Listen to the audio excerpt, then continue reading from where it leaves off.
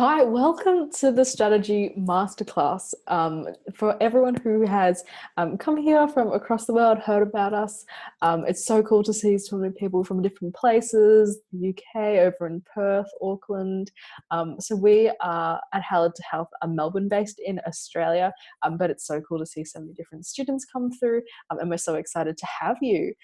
If you haven't heard of Halad to Health before, I'm just going to take a few minutes to intro you to what we do, who we are, what we're all about, and then we'll get straight into 2 hours of straight strategies about the online GAMSAT. So since we're spending the next 2 hours together, let's get to know each other first. So I am Eliza. If you have not met me, I am the co-founder and managing director here at Halad to Health in Melbourne. I mean, that's just a fancy title. That just means that when I was in university, I had this idea to do this humanitarian project to teach people across the world about proper health education if they didn't have access to. And that was just a university project, and now it's turned into a full-blown non-for-profit, which we run here, is making a platform to create real impact. And through students like yourself, we are doing that. And I very much do have the pleasure of working with all the incredible tutors that you're going to meet in a second, and it is the joy of my day. I guess today I'll be manning sort of the tech on the back end, making sure everything's okay, answering questions in the chat if you have any at all, but I'll very much leave all the content to our GAMSAT gurus. First of which is Sarah. So Sarah is our head of GAMSAT. She's also a section 1 and 2 tutor, which means that she is the incredibly smart one, the brains behind it all. She oversees all of the GAMSAT content and is currently studying in her third year of medicine at Monash University here in Australia. And there's probably not a single person I've met who wants to get you into med more than Sarah. She is the most generous with her time, with her expertise, and truly wants to see people see out those dreams of theirs. This is Sarah on the weekend. She's a woman who jumps out of the plane. And our second tutor is Gabby. Gabby is also a section 1 and 2 tutor. And it's just going to give you a heads up that Gabby is incredibly straightforward and frank and hilarious. So you're going to be very lucky to get her feedback if she's one of your section 1 or 2 tutors, because she'll make sure she grills you. But also, fun fact about Gabby is that she milks her own almonds, and we give her absolute crap for it. And this is Keely. Keely is our section 3 tutor and also taking section 3 today with you. Keely is the chemistry queen.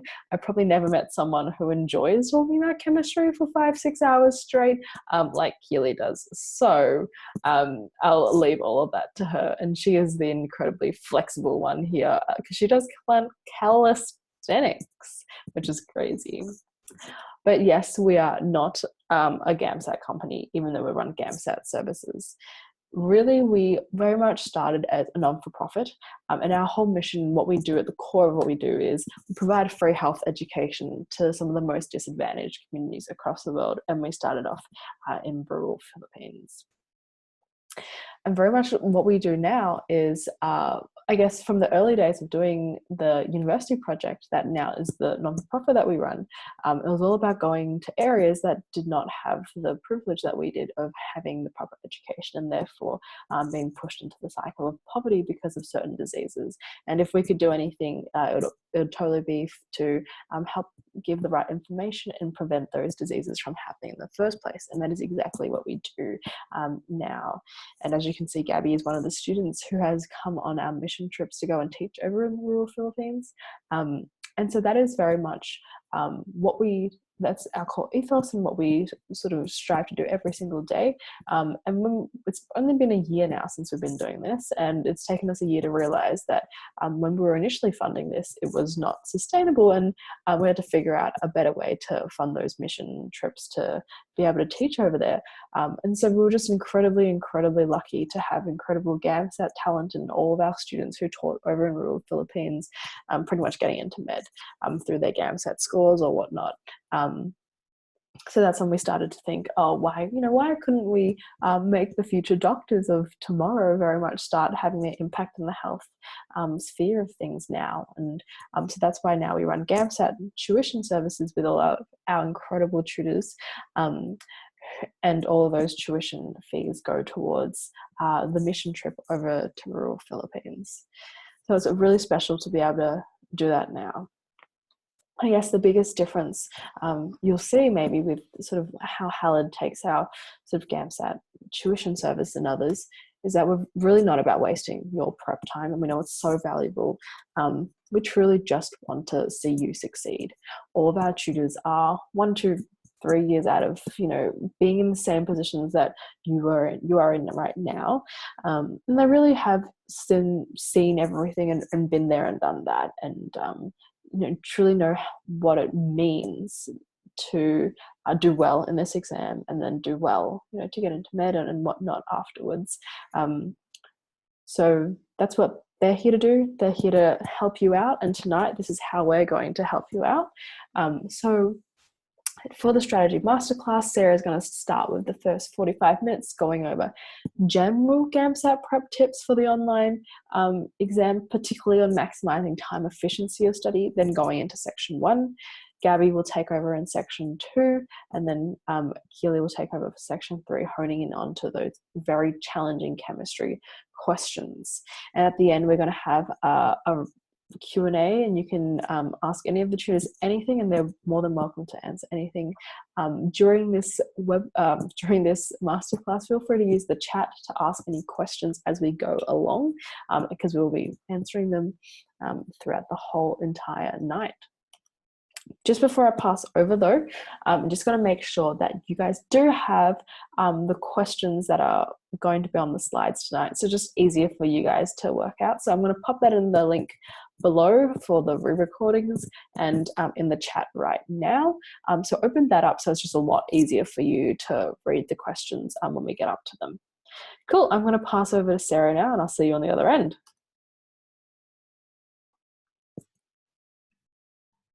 Hi everyone. So as Eliza just mentioned, my name is Sarah. I am currently a third-year medical student at Monash, and I sat the GAMSAT a little while ago now, but I would say that now I probably know a lot more about the GAMSAT than I used to, and than I did even when I sat it myself. So what I'll be going over in this session is some general tips, especially the biggest question that I find that people ask me is, what should I be doing to maximize the efficiency of my GAMSAT preparation? And so we don't have a lot of time, but I'm going to try and condense some of the key tips and tricks that I've found in terms of keeping myself organized and accountable, and actually knowing what to study and how to plan to succeed in the GAMSAT. And even in other aspects of my life, I use this same framework to help me. So that's the first thing I'm going to be going over. Then I'm going to be running you through some section 1 tips, predominantly focusing on poetry and philosophy. I asked some of my students what they found really hard about the GAMSAT section 1, and that was some of the feedback I got. So we're going to be focusing on my top tips on those. So we'll jump into some of the general tips first, and this is all around how to make your GAMSAT preparation more efficient and how to plan between now and May, or the end of May, when you're going to be sitting the GAMSAT. So the first thing that I think that your preparation needs to be framed around is knowing what you want to achieve, or knowing what you want to improve on. And so you need to be setting goals. And I know that not everyone is essentially a goal setter or a resolutions kind of person, but you should at least know what you want to get out of a preparation period or out of a study slot. And so I like to ask myself a few questions. Does my goal or what I'm planning on doing, does it have a purpose? Am I doing it just for the sake of doing it, or am I doing it because it's going to help me get better at something that will be valuable for the GAMSAT? Is my goal specific enough that I can actually achieve what I want to? So it's no point saying, oh, my goal is that I can write with more complexity in section 2 in my essay, and then you just leave your goal at that, because then you don't actually know what you're going to do to enable that greater complexity in your essay. And is it something practical that I actually can do? And so that's like a checkpoint of make sure it's actually something feasible you can do. If it's to go back and speak to Shakespeare from hundreds of years ago, that's obviously not a practical or a feasible goal. But there are definitely more subtle ones that people think are feasible to do and they're actually not. It needs to be something actually tangible so that you feel like you're doing it, as opposed to it just being sort of this up in the air goal. So I like to use a SMART goal framework. You definitely don't have to use this, especially if you don't like the rigidity of it or whatnot, but it just makes sure you have all of the bits. So make sure that your goal is specific. So you're saying what you want to do, that you can measure how you're progressing and you can measure what or how much you're doing of what you're going to be doing. And then A and R, I like to use as a bit of a checkpoint, achievable. And so are you actually able to achieve it? And is it achievable in the right amount of time?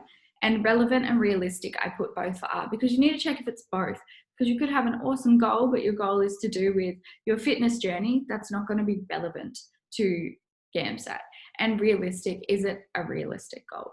And then time, I just like to put down when I want this goal accomplished by. So when I want to see that progress or that improvement, and also how long I'm going to be spending on it. So will it take me an hour a week? Will it take me double that, triple that? Working out how much time I need to have in my sort of time bank to be able to work on this. Okay, so I just put like a little example here of filling one out. I just made up a random goal of that I wanted to be better at finding deeper meanings within the text in section 1. And so that's great because that's my goal. That's like saying I want to be healthier or I want to lose weight, but it doesn't actually say how you're going to do it. So then that's this next box here, the S box. So to become better at identifying the deeper meaning or the purpose of the text by, and then I've put down some techniques that I'm going to use and actively use as I do questions and section 1 things throughout the week. What I'll note here is that these things that I've put as what I'm going to do should be techniques that you spend time working out what's going to work. And so that might be by reading things online, by going to class, by a bit of trial and error, coming to chat with me in my classes. So finding ways to achieve or to satisfy the goal requirement. And then for M, I just put how is it going to be measured? How am I going to see if I'm actually doing my goal and I'm actually doing it successfully? And so I just put a random number here. I'm going to do 20 questions a week. So that's probably about like 5-ish stems, and I'm going to track my progress as I go. So I'm going to see if I'm finding it easier and finding it better. Like I said, A and R are just checkpoints. Yep, I think it's achievable. I think it's relevant. I think it's realistic. And I wrote this back when the GAMSAT was still in March, but I want this accomplished by the March 2020 GAMSAT, and I'll take and I'll review it each Sunday to see how I'm going. I also like this one. I'll take maximum 3 minutes to complete this task per question. I have a lot of people ask me, but Sarah, like using this technique is like really great and really cool and everything, but I don't know that I have the time to use an additional technique. And I always say, well, your technique is supposed to save you time. And so if you're practicing it now, it should get quicker as you go.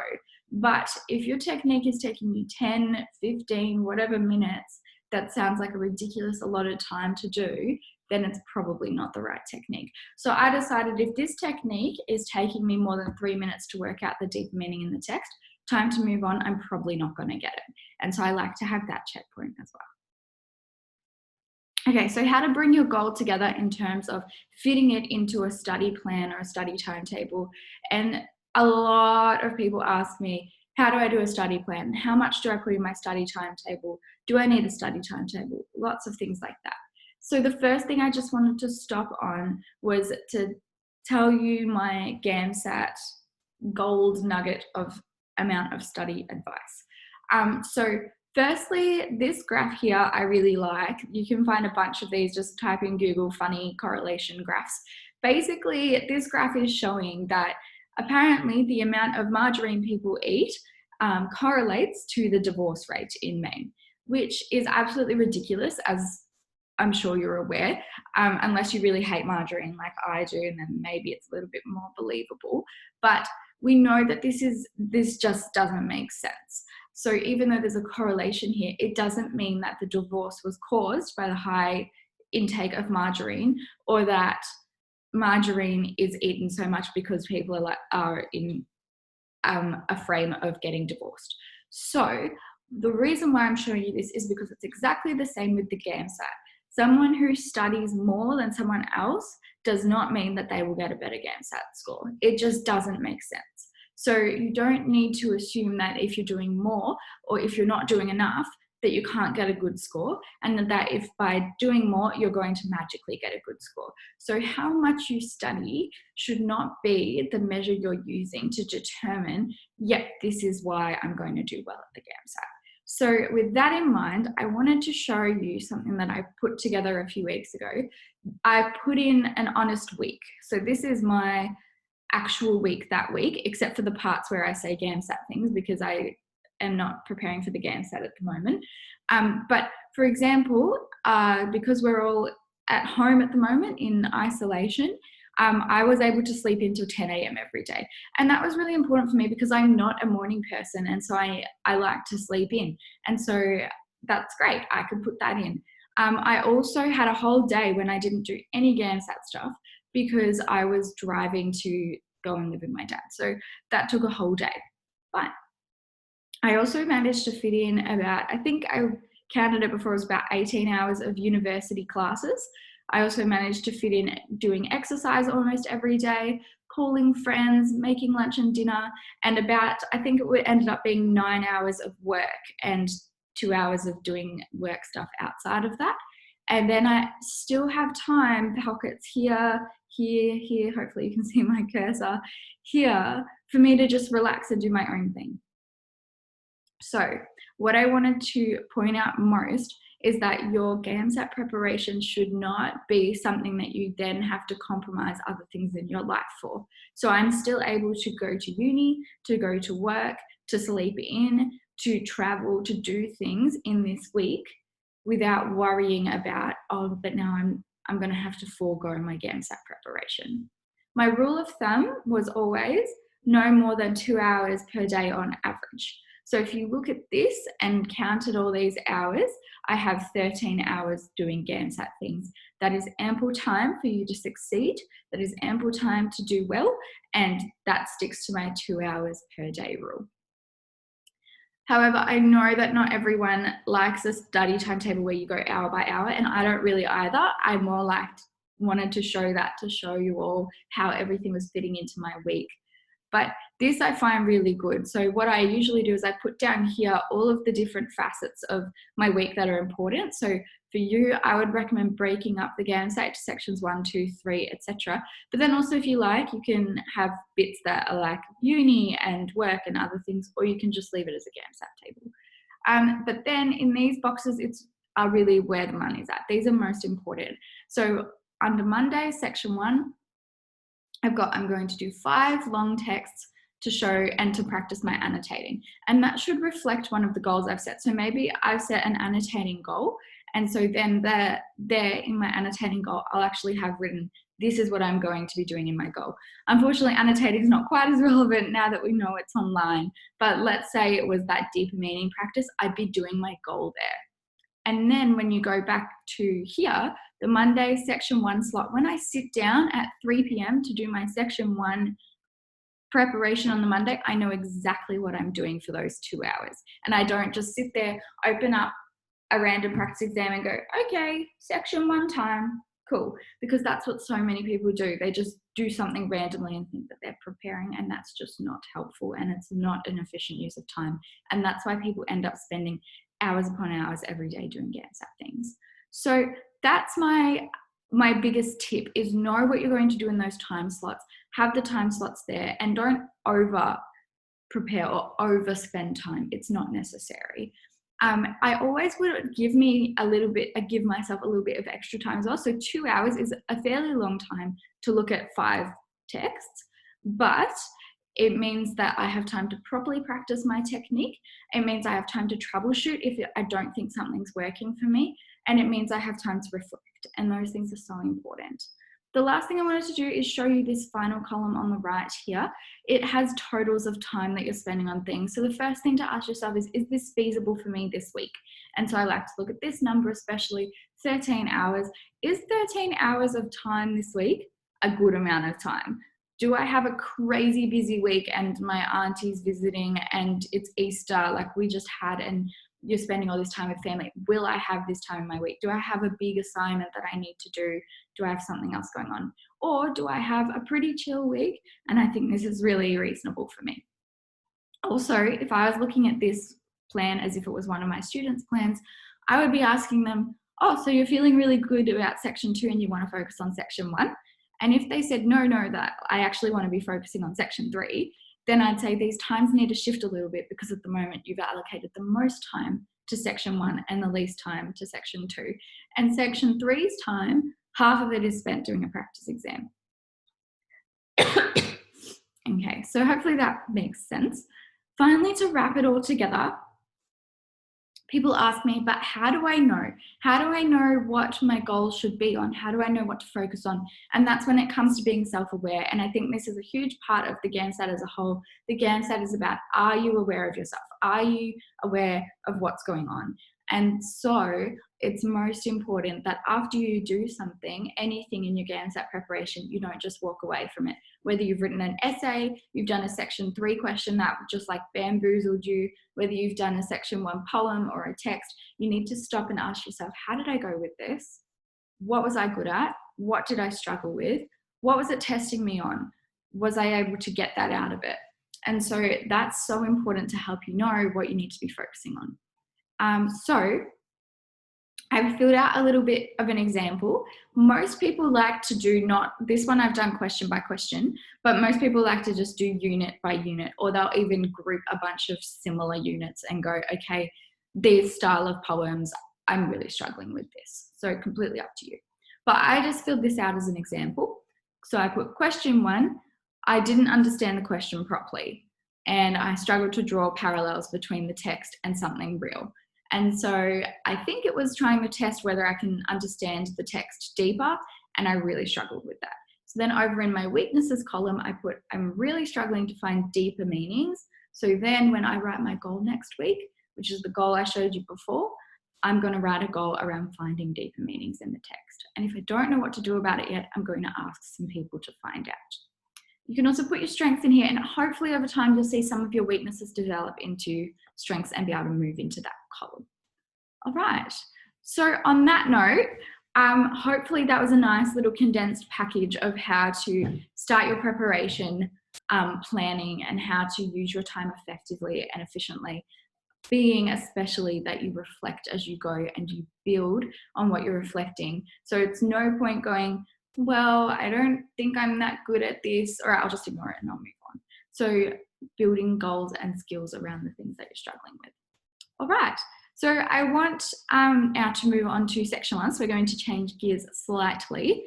Before I delve into section 1 things, I get this question all the time. Why are we even doing this section? What is the point? Why am I being asked about the person's feelings? Or why am I being asked why the author wrote in this tone? And it can seem really ridiculous.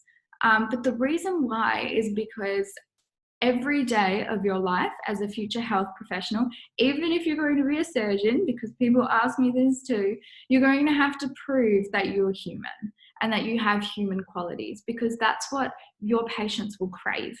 And so I like this little image of when you click to make sure you're not a robot, because that's essentially what this test is doing. It's checkpointing that you are human, you are not a robot. And if people wanted to go to robots and AI for medical and healthcare, then they would and they could. But that's not really something that's been properly developed yet, because people in the healthcare industry know that patients like human connection and they value human connection, and that's why they come. So they don't just come to you to hear how smart you are and what your expertise is. They also come because they want reassurance. They want someone who will listen, someone who will understand, someone who can make good judgments on their behalf, someone who doesn't just jump to their biases. And so all of these things are being tested in section 1.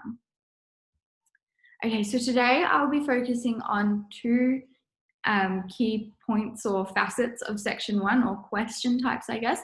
The first one being poetry and the second one being philosophy. And I like this meme, the poetry meme, because sometimes it really just doesn't make sense, especially on the surface. So that's what I want to break down a little bit in this session. And in terms of philosophy, definitely feels like there's so many concepts and theories and ideas that are just sort of being thrown at your face and not really knowing where to put them. And it can feel very overwhelming. And that's why I really like this meme too. So before we begin, though, biggest takeaway, I want you to pause this video for a second and ask yourself, what are these two pictures of? That was not good English. What are these pictures of? And so just pause it now, have a quick look, see if you can work it out. I reckon the left one is like nice, pretty forest something, maybe trees of some sort. And the one on the right looks like a fluffy blanket or item of clothing, or maybe like sea foam. I don't know, I'm not a super good artist. But actually, this is the picture that both of those close-ups were taken from. It's of a beautiful unicorn. I love unicorns, that's why I chose this picture. But my main thing that I wanted to bring out of this is that if you zoom into the text too much or zoom into the question too much, you miss it. You miss the whole point. You miss the bigger idea and the bigger concept and the bigger picture. And sometimes GAMSAT questions will be quite specific. And so people think if I just zone in or I just zoom in on this one little part, then I can work it out. But if you haven't conceptualized the text as a whole and haven't seen the bigger picture, you're really going to struggle. You're going to struggle to know the context and know the correct lens to look through. So think of the unicorn as we go through, because the unicorn is your ticket to remembering that bigger picture takeaway. So, poetry. I wanted to start by giving you sort of my top tips. And my first one at the very top is don't just look at a poem, especially if a poem looks like some Shakespearean puzzle, that don't just look at it and go, it's just too hard, I'm just going to move on. Give it a go, unless your strategy is that you do other like easier things first and come back to it. But I don't want anyone placing it in the too hard basket and being like, you know what, I'm just going to guess, or I'm just going to like, you know, read it on the surface and have a go, because that's not going to help you. So instead, ask yourself some questions as you go along. You can write these down on your piece of paper. You can do whatever you like, whatever you need to. But ask yourself some questions. The first one being, what is this about?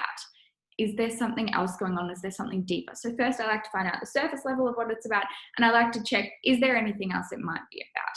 And that might be where things like symbols and metaphors come in, but you should have some idea, what is it about? Then ask yourself, well, what parts do I understand? It's really rare to understand every single line of every single poem in the GAMSAT. It's really hard to achieve. And one of the poems I chose for this session, I didn't even understand every line. I don't know if I do even now. So it's okay. You don't need to understand everything. Work out what parts you do understand. And I like to think of it kind of like a jigsaw puzzle. And if you can understand enough parts to put into your jigsaw puzzle, it doesn't matter if a couple pieces are missing, because when you look at the puzzle, you should still know what it's a picture of. So sometimes it's good to help know who is involved or what is involved. So maybe characters or different, maybe like something like love keeps coming up a lot, so different themes, and you can jot them down or remember them. And the last one I like to get my students to do is work out the emotion or the tone, because that helps you to put it in the right context and in the right frame. Some things I like to tell people to do to help to answer these questions is practice reading it out loud and listening to what it sounds like as you do that. So do you sound sad when you read it? Do you sound happy? And often when my students read it out, even if they don't understand, they still fall into this tone that very closely matches what's going on. So I encourage you to give it a go.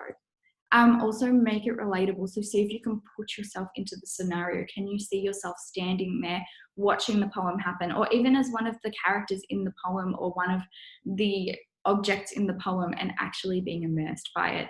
If you're not a visual learner, this can be a bit harder, but still I encourage you to give it a try. And the last one is that same bigger picture thing. Read the whole poem. Don't just assume that you've read 2 lines and you're like, I don't understand this, or I do not understand what this is about. Read the whole thing. So I'm not going to spend a lot of time on this poem, but I wanted to put this in here because it illustrates well what I just went over before we launch into one with some Old English. This poem is called The Sandpiper. If you have done some of the older ACE papers, you will have seen this before. It's a very well-known poem in terms of just in general, but also in terms of in the GAMSAT realm. And I encourage you to look it up later and also look up the questions that accompanied it in that ACE paper. But the reason why I picked it is because the Sandpiper, this poem is about a bird, and I didn't even know what a sandpiper was when I read it and did it for myself. So here is a picture of a sandpiper on the left for you. But this poem is all about the bird's day and probably daily life. And so the bird is running along the beach, there's waves crashing next to it, but doesn't really care because the bird is focused on what it needs to be doing for survival. And what that is finding food and running through the sand and doing things like that. And that's basically the crux of the poem. I would encourage you to read through this poem and see if you can work out what is it about. I like to think of it as like a book review. So kind of when you read a really good book and you want to tell your friend about the book, and so you think, what are the best things I can tell them so they know what the book is about? It's kind of like that. You're not going to reread the whole poem to yourself or to someone else when they ask you what it's about. So when you're summarizing, don't just regurgitate what you read. Work it out for yourself. So that's the first meaning of this poem, or what it's about is it's about this bird, and it's probably like representing that like this beauty of nature and just zooming in on this tiny bird in nature and wow, like look at it, it's just going about its day and it has all these methods for survival. But then the second time I read it, I gave it a different layer. And the next layer I gave it was, what if I was the bird? What would it look like for me? And I realized that if I'm the bird in this poem, it's literally exactly the same, because our lives are the same as this bird's in terms of how it's been framed in the poem. We are surrounded by so many massive things and pressures and noises and distractions, but when we focus in on what we want and what's important to us, none of those distractions matter. And it talks about the bird becoming obsessed, and we spoke about that in one of my classes recently, and that obsession often has a negative connotation, but actually the bird is obsessed, and sometimes being obsessed actually helps you achieve what you want to and achieve your goal. And the bird's looking for something in this case. That's why they're saying he's obsessed, because he's really focused on what he's looking for. And we talked about how that's even very similar to what everyone here is doing by sitting in GAMSAT. It's a little bit obsessive to be spending so much time and effort on trying to get into the course you want to and trying to pass this exam. But it doesn't mean that it's a bad thing, and it doesn't mean that it's wrong. And I would say I'm definitely a bit obsessed when it comes to things like medical school and medicine and what I'm doing, because I care about it.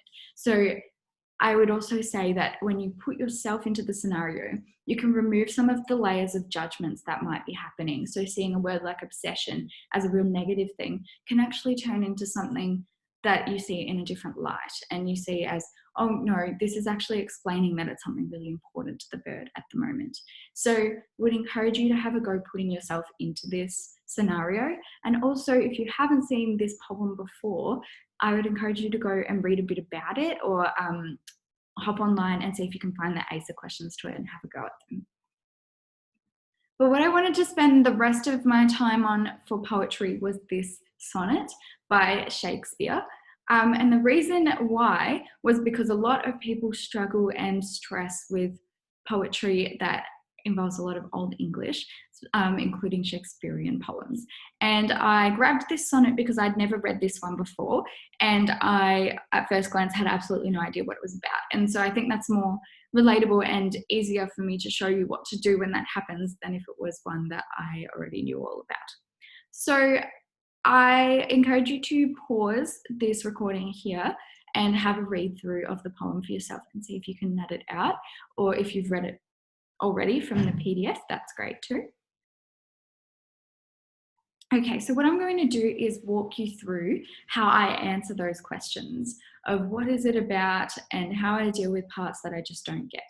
So firstly, I still don't know what all of the meanings to all of the words in this poem is, and that's fine. So the first thing I look at is that first line, poor soul. So we all know what the soul is, and it says poor soul. So it sounds like something's happening around the soul in this poem, and the soul is losing out. Poor soul.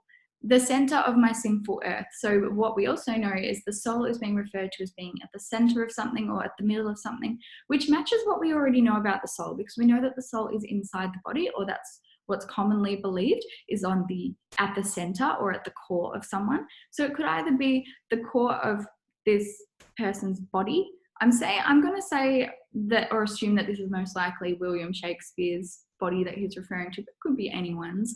So poor soul at the middle of my body, or maybe the middle of my external circumstances and everything around you. These rebel powers that thee array.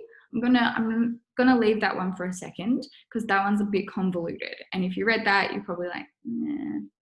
Why does thou pine within and suffer dearth?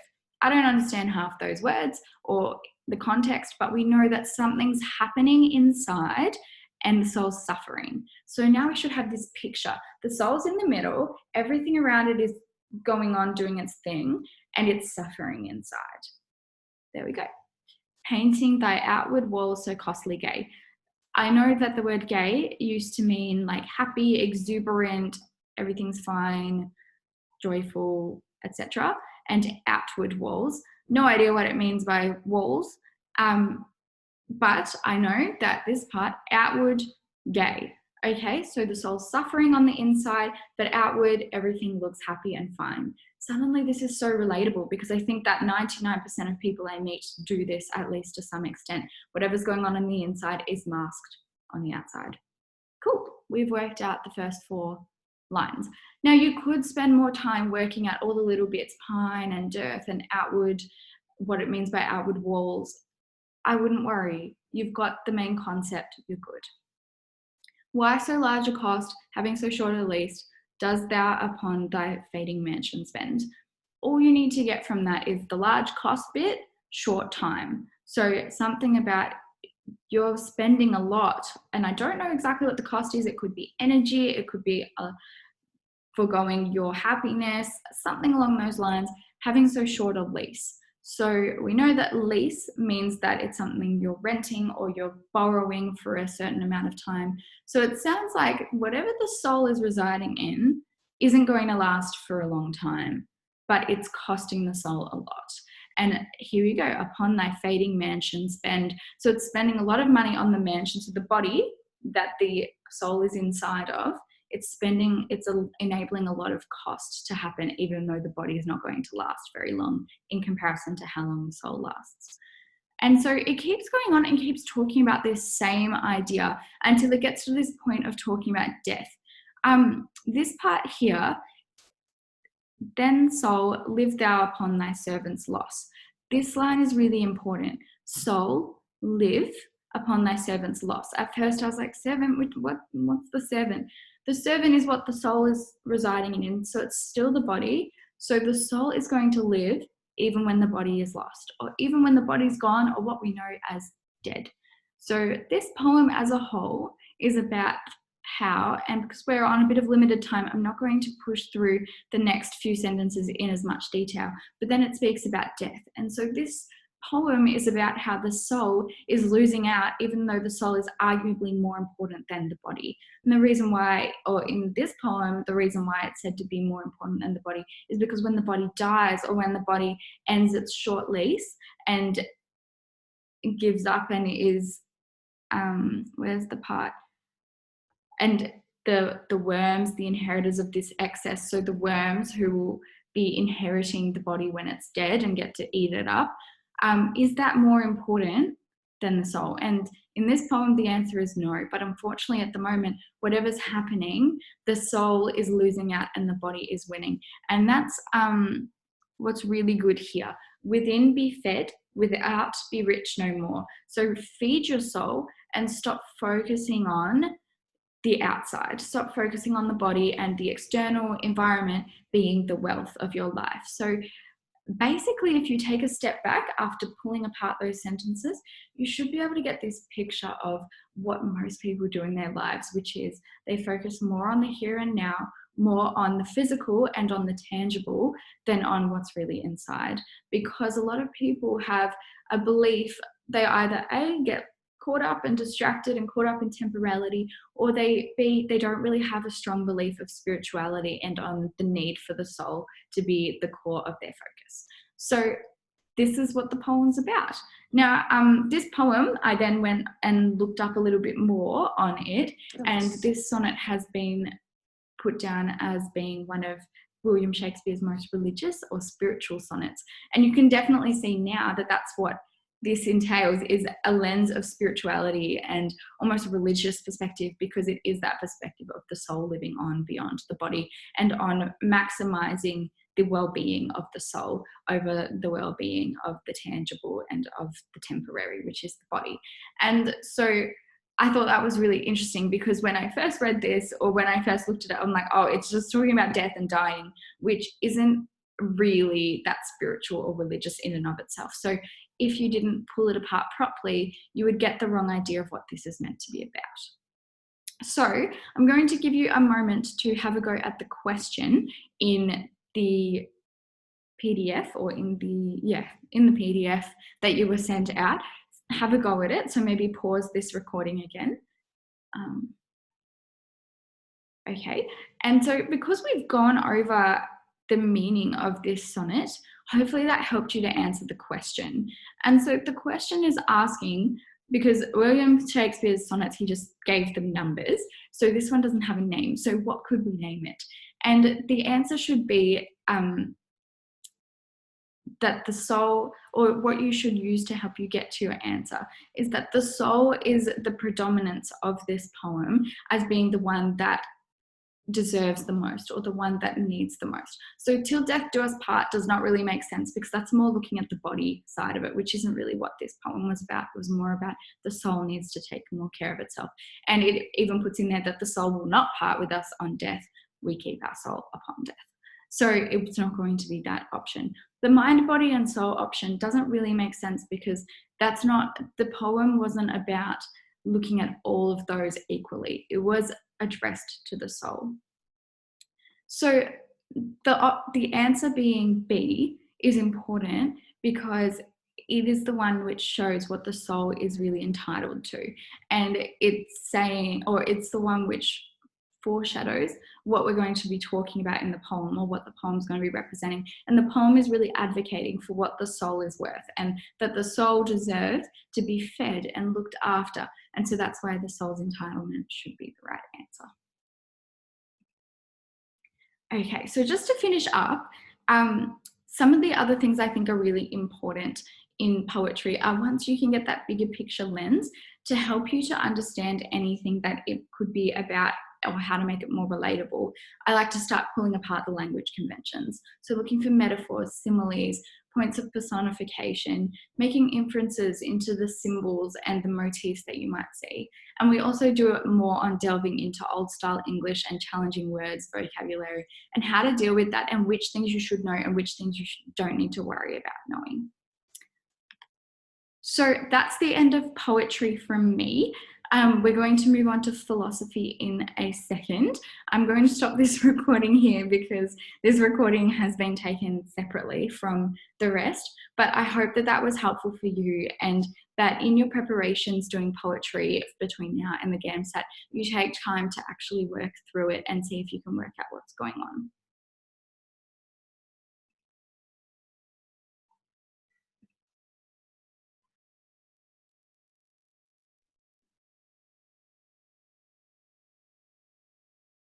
Okay, so it's all good if you haven't quite gotten through the whole text. And like I said, you can reread it later if you need to or would like to. But I wanted to apply my tips to this. Usually if this was in a class, I'd ask one of my students to have a go at telling me what it was about and walking me through what they read. And that's something I'd encourage you to do with all texts, if you haven't tried it before, is like each paragraph or each sort of new point, ask yourself, what was it about? So you're actively engaging with it as you go. So I look at this text and I start, and there's a word in the first sentence that I honestly have no clue what it means. Solipsism. I don't even know how to say it. I don't know if I'm saying it properly. That shouldn't matter, and that shouldn't be a reason why you suddenly get thrown off your guard and you're like, I can't do this text, I'm moving on. So you keep reading on, and someone's basically saying that whatever this solipsism thing is, it kind of sucks because it's a mental distress. So that's what I know from the first paragraph. It then keeps talking about the mind, and it says, you know what, sometimes the mind, when it's left to its own device, it can really mess with you and overthrow the owner, so it messes with you. Cool. We know that now. And then it starts talking about whatever this solipsism thing is meant to be. What's so bad with believing everything's just a figment of my imagination? And so we get an idea of, okay, so these are the people, and you guys have probably heard of these people or this theory before. These are the people who believe that everything around them isn't real. It's just all in their head. And so now we've got a good idea. Oh, that's why it says it's like a mental destroyer and why it's really mentally frustrating and disturbing, because there's people who, or when you're thinking this way, you are literally feeling like everything around you, it doesn't matter because it's not real anyway. But then there's this discourse that starts going on. Consequentialism. It's okay if you don't know what consequentialism is. I couldn't put consequentialism into a beautiful sentence for you either. That's fine. What we all know the word to though is the stem of this word, consequence. And so what you can take from that is what's wrong with it, or what's bad about assuming that everything around you isn't real, is consequences. And then starts talking all about, well, what if I was to do bad things and actually they were real? How about affecting people? And so things like, you know, what if I murder my really annoying neighbor? Well, like if my neighbor is real, that's pretty bad because there is a consequence. So even though you might not understand every little bit or every little nuance going on here, you should be able to like get the crux of that paragraph still. And then there's this flip bit of then what if I'm wrong, and what if solipsism isn't right and everything actually is real and there are people around me who are experiencing life just like I am. And so that's wrapping together that idea of, does it matter if I kill someone? Well, maybe it matters only if solipsism isn't right. And so then the final part down the bottom is, well, I actually don't really know for sure if our thoughts, if the world external to us is what it seems and there is an external world, or if it's not. I actually just don't know. But on that point, I'm going to try to keep being good just in case. And so basically, if I was to sum this up, if someone was like, oh, was it a good text? What was it about? I'd say, oh, it was about those people who think that the world around them is just part of their brain and they just thought up the world around them. But then it was also about how sometimes those people worry like, well, what if it is all real and I'm actually wrong? Well, then I wouldn't want to hurt the people around me if it's actually harming real people. And then I've summed up this thing, which is quite confusing and a bit convoluted, into 2 nice sentences, and I knew how to explain it to someone who either hadn't read it or hadn't understood it. And so that's what I would do with philosophy. And I even can like imagine myself being this person and imagine like, what would my life be like if I was a solipsist and if I was believing that everything was just in my head? Would I care about doing things? Would I care if I hurt someone if I didn't think they were a real person? So suddenly I'm getting all of these sort of ideas of what it's like to be this person. So that's what I'd encourage you to do. First, work out what it's roughly about, have a go, see if you can explain it. Second, imagine that it's you or someone you know or it's happening around you, and does it make sense? Is it clearer now? Do I now understand? And then you should be able to grasp the questions better. So if you haven't already in the poll, put in what you think the answer to the question is. I'm just going to let this person back in. All right, great. Cool. Awesome. So we have a little bit of a mix between A and C, which is good because those two would be the two I would get it down to. So I would say it's not B, being a good person is worth the cost, just in case the consequences are really bad, because that would imply that you only really understood the consequentialism bit and you didn't understand the whole debate of why they were worried about doing something wrong and why they should just in case be good. So I wouldn't put B. And just in case God does exist after we die, being good would lead to a better outcome. There's nowhere really here that it talks about religion or about God or even something external from this life, other than this tiny bit mental note for later, what happens when I'm dead. So if you thought that that was the part that was relevant, you kind of missed that bigger picture as well. So that's why I wouldn't go with D, which is good because most of you chose between A and C. And really between these two options, it's really just picking through fine needles. So the answer is C, purely because this whole text is about this person going, I believe in this thing, solipsism, because this person has never said that they don't believe in it. They're just sort of talking about, well, if I'm not right, then I might hurt a lot of people if I don't care, if I just do my own thing because you know, the world around me doesn't matter anyway, then I might hurt a lot of people. And so just in case my belief is wrong, or just in case solipsism isn't true, I don't want to be responsible for all of the people that I actually have hurt by not being a good person. So A is still true from the text, it's just not as strong because it doesn't reference this debate that the author is having about this philosophical principle that they believe in of solipsism. And, oh, I believe that this thing is true, but just in case it's not. And that's why the words are finally here. Just in case what I believe is wrong, I just want to make sure that if something else is actually the truth, that I'm looking after everyone else that would be affected. And so that's why C is the answer. A is very close. Just in case they harm someone, it would be really difficult to feel guilty compared to just putting in the effort to being nice. Definitely they would feel guilty, but then that's missing the whole debate here of, but I'm not sure if the solipsism part is real. So that's why I would go with C. And so something that I talk about a lot in my classes is sometimes the frustrating thing about the GAMSAT is that there might be evidence for two options, and you've got to pick the one with the stronger evidence. And that's why when you zoom out and you look at the bigger picture and go, what is this text actually about? Then you can pick a better option because you know as a whole what the text was meant to be about. So I know that's like a super quick crash course on philosophy, and there's heaps more that we could spend time on and heaps more things, but there's two things I wanted to say to wrap up. The first one is, don't forget to take the time to work out what it's about. A lot of my students stress, no, it will take too much time.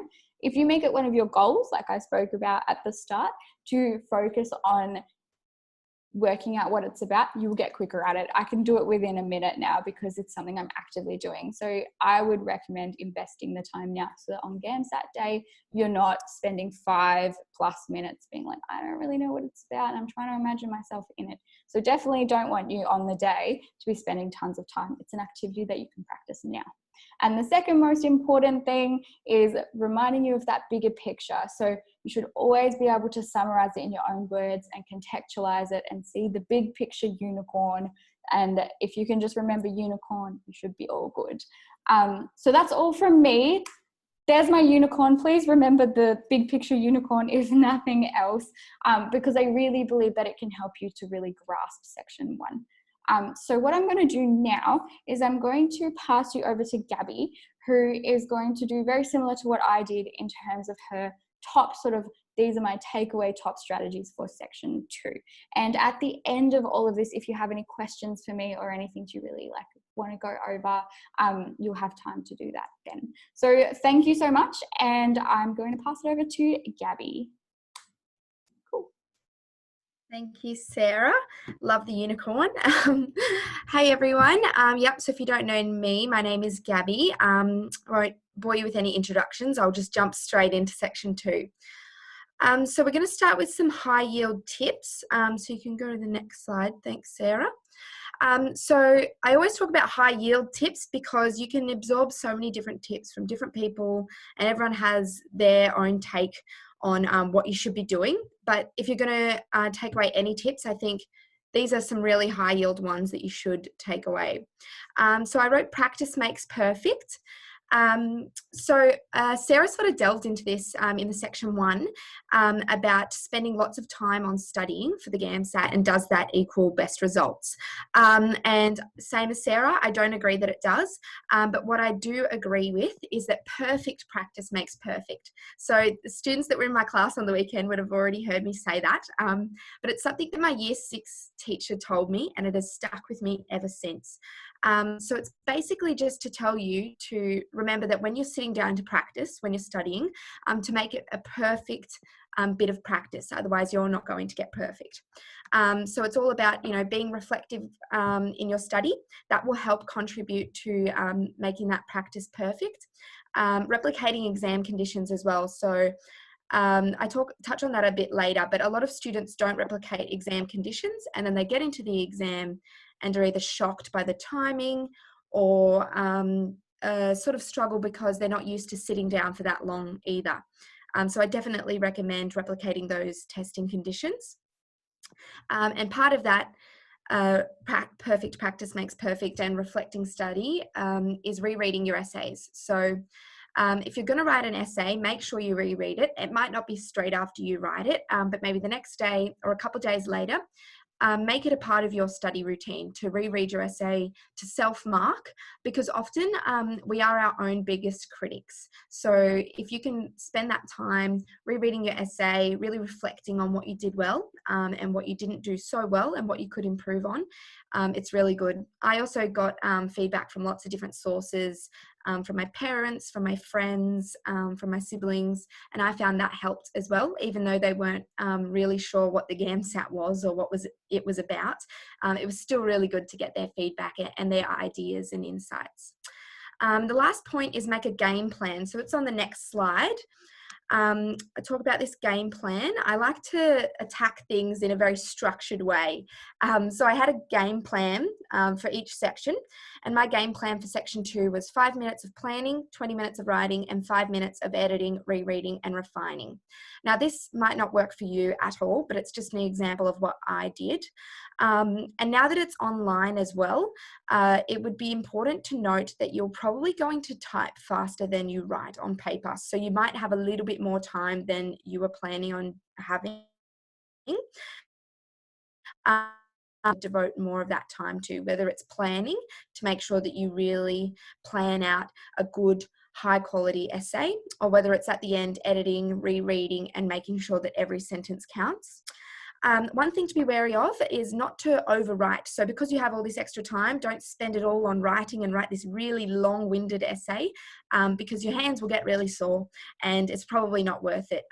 It's better that you just write a short, concise essay that is straight to the point, that of course explains your ideas in an effective way. But often when we add things at the end, we're adding too much, and it's not of great value. But it's also important to practice this game plan before the day. So don't have a game plan prepared just for the day and not practice it beforehand, because if you don't, it might not work. And if you just copy and paste my method into your studying, it might not work. So practice it now. You can use this as a framework and see if you need to adjust things. But I think it's either way, it's really important to have a plan of attack for each section. Okay, now to the next slide. So how many essays should I be writing? I feel like this is one thing that so many students ask. It's definitely something that I wanted to know. I think it's just good to have like tangible goals that you want to work towards. So that's probably the reason why students want to know. But the truth is, it's really hard to set a goal for someone that I don't know, and I don't know what else you're doing on top of studying for GAMSAT. So it's hard to set those goals for you. But what I've done anyway is to give you some sort of ballpark figure, I've said 4 to 6 essays per week, which is about 2 to 3 per task. That's great, but I want you to keep in mind that if you can do more than that, that's great. If you can do less than that, that is okay. You've just got to find out what works for you with your schedule. As Sarah said before, and she showed on her timetable, you don't need to do excessive amounts of study, but what you do need to make sure is that every essay you do write counts. So it's back to that perfect practice makes perfect. So making sure that when you do write an essay, you're doing it under those timed conditions. You're not just doing it on easy topics or topics that you like to talk about. Yeah, I'm listening. Oh, what was that? But yes, you're doing your exams you're doing your essays under examined conditions. You're not just Googling words if you don't know what they mean when you get given prompts and that sort of thing, because obviously you don't have those resources on the exam day. So even if you are doing 1 essay per week, make that essay count. Reflect on it afterwards, get it marked, even if it's not professionally marked, mark it yourself, and make that essay count. But also work on other exercises as well. So you don't just have to be writing essays to study for section 2. You can do other little exercises. I really enjoyed doing thought provoking exercises, so an idea generation, just to sort of get myself to think about other complex topics that they might present on exam day. They can be quick 10 to 15 minute exercises, so they can be used, in your spare time throughout the day. They're really easy to implement throughout the day. And this will just help refine things so that when you do go to write a big essay, you've got the other small details down packed. As well, it could be writing mini essays and stuff if you're worried about time, or maybe just writing practice paragraph writing as well. So making sure that your section 2 study is really broad as well and comprehensive. But yeah, find what works for you and make every bit count. So the most common mistake, so something that we've noticed is a lot of students often don't address the topic effectively enough, or they don't address the topic at all in their essays, which can really let them down because that's one of the things the markers are really looking for, to make sure that you've answered the topic. It's fundamentally like not answering a question when given it on an exam. So why does this happen so often? We think maybe it's because some students just quote one of the prompts that they're given and they hope that it's enough. Or when they're reading the prompts, they don't interpret the topic correctly. Maybe they see a couple of words repeated and they think that must be the topic, but that's not always the case. Interpreted, it can be a bit tricky. Sometimes students just vaguely mention the topic and then go on to talk about something that they're passionate about, or something that they're interested in, or maybe a different topic because they've pre-prepared an essay. Now this is ones, a lot of people do tell other people to pre-prepare essays for the GAMSAT, but I do not recommend it because, you know, who knows, maybe the pre-prepared essay that you write does fit the topic, but I don't like your odds. It's very unlikely that it's going to happen. So I don't think it's a wise move to pre-prepare an essay. What you should be trying to work on is work on refining your skills, really reflectively studying, figuring out what your strengths are so you can utilize them to attack any topic that you get given, no matter how hard it is and how much you feel that you don't connect to it. But yeah, pre-preparing your essay can be one of the most common ways to not answer the topic. Okay, so now what we're going to do is I'm going to talk you through some tips about how you can make sure that you are interpreting the topic correctly. So the main thing is, of course, it sounds stupid, but just a reminder, read all of the prompts carefully. So often under examined conditions, you can get quite overwhelmed and see quotes, and sometimes they're really convoluted quotes and you just go, oh, I don't know what that means. Skip over that one, read the next quote. Just take a deep breath, read the quote again, and see if you can get some sort of meaning from it. And as Sarah was touching on about the skills that we need, how ACER is testing the skills that we need to be good health professionals, they're doing the same thing in section 2. So one of the things that they're testing is the pattern recognition skills. So if you can get these 5 quotes and figure out some sort of pattern or connection between the quotes, you're showing how you can look at things, make connections, solve problems, which is one of the skills that doctors and all health professionals really need. And it's also a chance for you to be creative and show your other more soft skills through your essays as well. But specifically for figuring out what the topic is, use your pattern recognition skills. And I'm sure you all have great pattern recognition skills, so use them. So these are the 4 questions that I used to ask myself when I get presented with the quotes. So what are the similarities and differences between the quotes? So where can I draw those connections? Often there's 1 or 2 that are quite connected, and there might be another 2 that are quite connected, and then they're really different. So looking for those connections. The other one is asking, what is the purpose of each quote? So each quote is put there for a specific purpose. Try to figure out what that purpose is. The next one is asking what some underlying or common themes might be. So often there's multiple themes being presented by these quotes. So listing a couple of those off in my head or on your scrap piece of paper if you wish is a really great way to make sure that you're engaging with the prompts and trying to get to that conclusion of what that big overarching theme is. And that's the last question. What is the main theme? So we'll jump into that now, and hopefully if those questions didn't make any sense, they will. So we're going to run through 3 examples, 2 task A's and 1 task B. So this is the first one. I'll give you a couple moments to read through this. It is on the PDF as well, but I'll give you about a minute or so to read all of those prompts.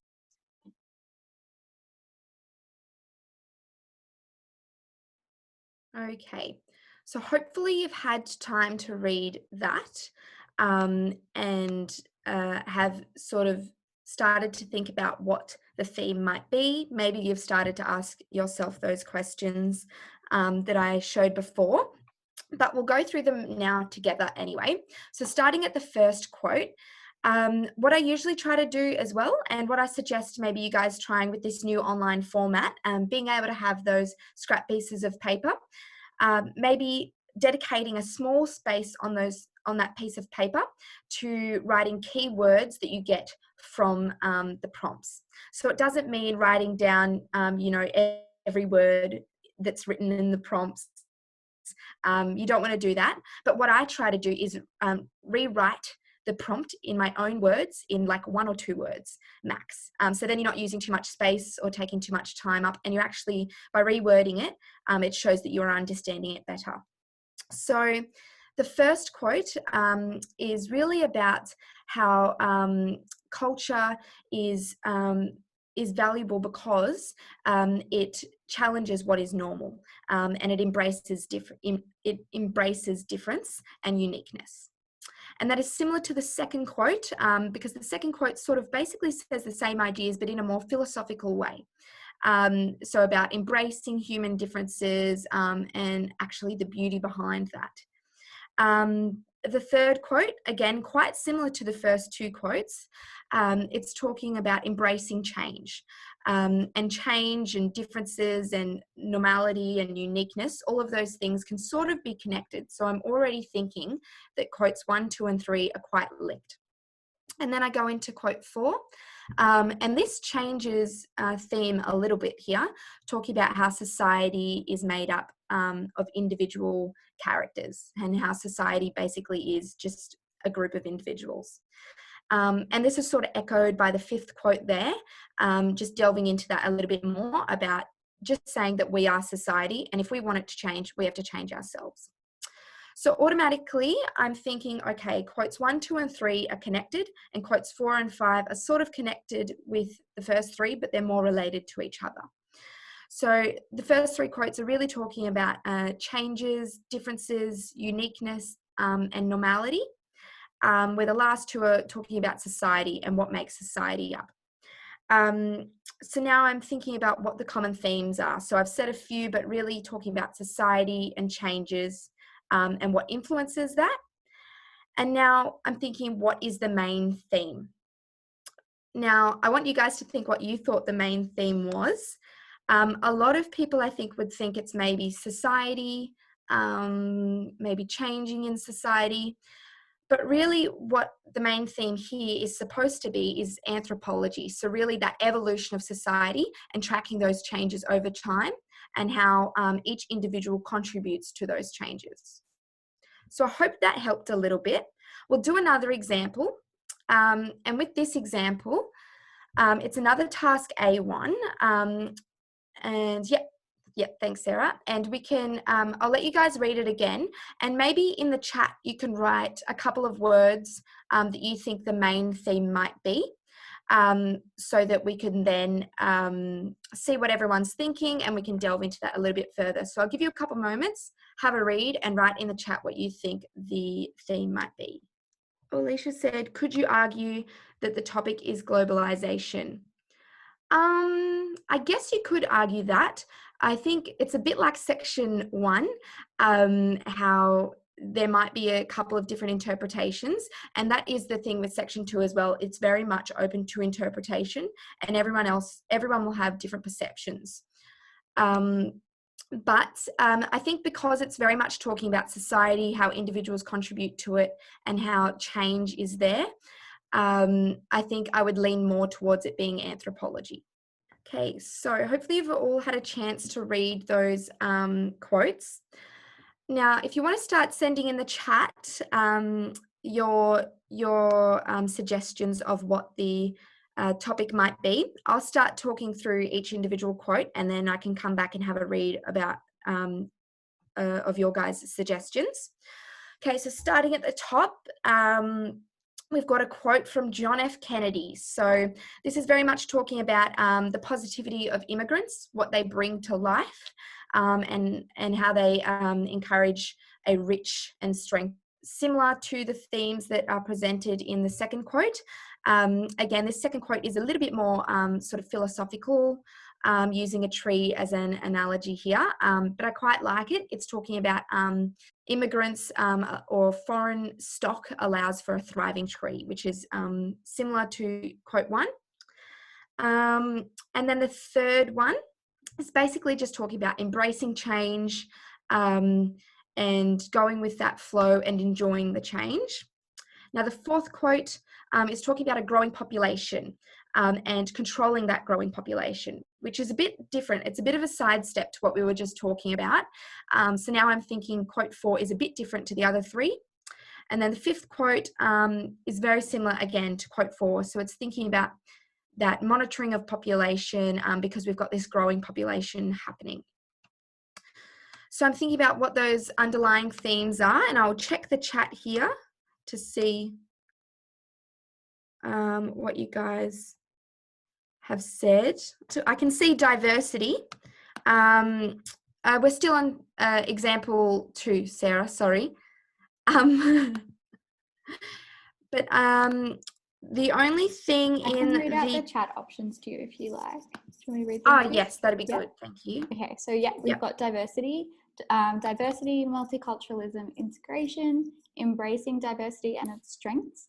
Diversity can allow society to thrive and progress. Immigration and how it contributes to our society, growth, and population control.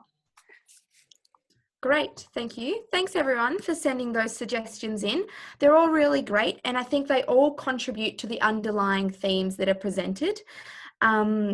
So yeah, as I said before, there's always going to be a few themes or a few, underlying common connections between the quotes. The person who said how immigration affects society, something along those lines, I think you were probably the most close. So the topic here is how immigration affects a growing population. Yeah, very similar to that. It's really looking at the connection between immigration and a growing population. So those are the two main themes, but all really great ideas. Okay, now on to the last example, example 3. This is a task B example. Lots of people hate task B, but I think it's really fun. So I'll get you guys to take a couple moments again to have a read and maybe write in the chat again those themes that you think it could be addressing. Okay, hopefully you had enough time. Start sending in your suggestions. So I really like these quotes, which is probably because I put them all together. But the first one is basically just saying how, bullying can often be seen as courage, this fire, but it's really not. It's just the smoke. So it's just saying that mistreating people does not equal courage, or bullying is not courageous. That's basically what that one's saying. The second one by St. Ambrose is sort of talking about the same sort of thing, how nothing good comes from harming others. The third one is sort of changing a little bit, talking about understanding others and judgment. So it's basically, I think the way I interpret it is it's talking about the power of understanding others and how that can influence the way you perceive other people as well as the world. And then the fourth one, it's similar to that, talking about understanding again, but it's talking about how we don't really try hard to understand each other. So we don't really, take that time to really think about other people's experiences. And it can be quite a hard thing to understand each other as well, especially if you haven't sort of experienced the same thing as others. So sometimes you do have to use your imaginations, but often we don't try hard enough. And then that last quote is similar again. So most people listen, but they don't listen with the intent to reply, not understand, which is basically just talking about the fact that misunderstanding others can be this barrier to communication. Connected, talking about mistreatment of others. Quote 3, 4, and 5 are talking about this understanding of one another. So do we have anything in the chat? Because I can't see. Yep. If people have things that they still want to put in the chat, go for it. I'll start from the top. Yep. Yep. Starting from communication, compassion, understanding without the need to say too much, human interaction and its interwoven effects, insensitivity, seek to understand first, then be understood, empathy and sympathy, empathy. Perfect. Thank you. Thanks, guys, for all sharing your ideas. So some of the underlying themes that I see here are, mistreatment of others, understanding each other, human interaction, empathy. But the main overarching theme that I see is that misunderstanding can lead to mistreatment. So we see the mistreatment in the first 2 quotes, and then we see that misunderstanding in 3, 4, and 5. So that's my interpretation of it. But we can see, as we saw with everyone sending in their own ideas, everyone interprets everything differently. So it's really important that you have this systematic approach to how you're going to understand quotes, how you're going to really figure out what the topic is and what the marker, what topic the marker has assigned in order to really write an essay that is going to answer that question. So this is just the key takeaway. So make sure you take the time to properly identify the topic, because without properly identifying the topic, you're not going to be able to answer the question that they're asking you. So use those problem solving skills, the pattern recognition skills that I know you all have. Have a game plan, that plan of attack that you're going to be able to understand these quotes, interpret what they mean, and figure out what the topic is. And this is this one thing that Sarah said that I think is really good. If you write an incredible essay on the wrong topic, you would have been better off writing a subpar essay on the correct topic. So that's exactly right. Don't write this incredible essay about something you're passionate about, because even though it might be really incredible and a great read, if it doesn't answer the question, you're not going to get a great mark. So really focus on figuring out what the topic is and then working back from there. I hope that helped you guys. If you have any questions, again, wait till the end. We have a bit of question time then. But yeah, thank you. I hope that helped. On to Keely now, I believe. Thanks, Gabby. Cool. Awesome. So for section 3, same kind of thing. I'm going to go through a quick few tips to start off with, but really going to be focusing on a strategy of how to approach a really difficult question, or a question that's on about something you've never even heard of, or something that seems really confusing. So I think that's where most students kind of freak out, and it's no reason to, because whilst it might be in a new context, you will all have the skills to answer 80% of the question without even putting too much effort in. So it's more just about finding a way of harnessing that, I suppose, and to actually gain the question right. Yeah, so in section 3, I think the biggest thing is, particularly with your preparation, don't worry about going off and learning all this new scientific content, because you really don't need to know a huge amount of science to be able to do well in this. You need to have a strong foundation, some basic principles across obviously your biology, chemistry, and physics disciplines. And I kind of say as a rough guide is like a year 10 kind of level, plus a little bit more. But you really don't need to know all this stuff in a huge amount of depth. Because the whole point of this section is that ASO are really looking to see if you can build on these basic principles, and if you can use it and use a scientific mindset to apply this familiar information into unfamiliar concepts.